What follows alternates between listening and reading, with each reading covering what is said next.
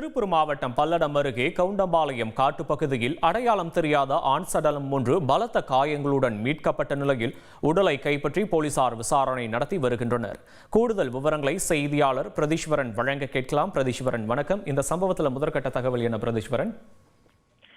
வணக்கம். திருப்பூர் மாவட்டம் பல்லடம் அருகே கவுண்டம்பாளையம் பகுதியில் காட்டுப்பகுதியில் அடையாளம் தெரியாத ஆண் சடலம் கிடப்பதாக இன்று காலை அப்பகுதி மக்கள் பல்லடம் காவல்துறைக்கு தகவல் தெரிவித்தனர்.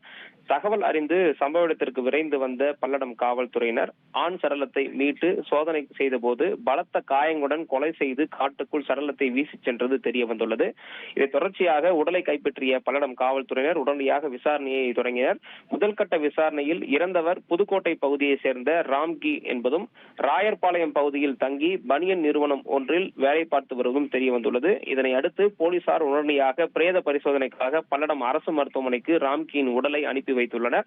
மேலும் ராம்கியுடன் தங்கி பணிபுரிந்து வந்த மதுரையை சேர்ந்த தினேஷ் பாபு, விருதுநகர் பகுதியை சேர்ந்த அஜித் மற்றும் அதே பகுதியை சேர்ந்த தொப்புராஜ் ஆகிய 3 பேரையும் காவல் நிலையத்திற்கு அழைத்து சென்று விசாரணையை தொடங்கியுள்ளார்கள்.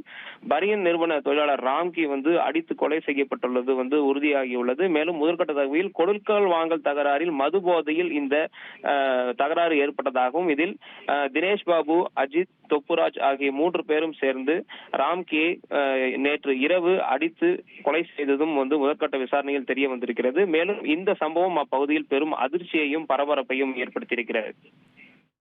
விவரங்களுக்கு நன்றி பிரதீஸ்வரன்.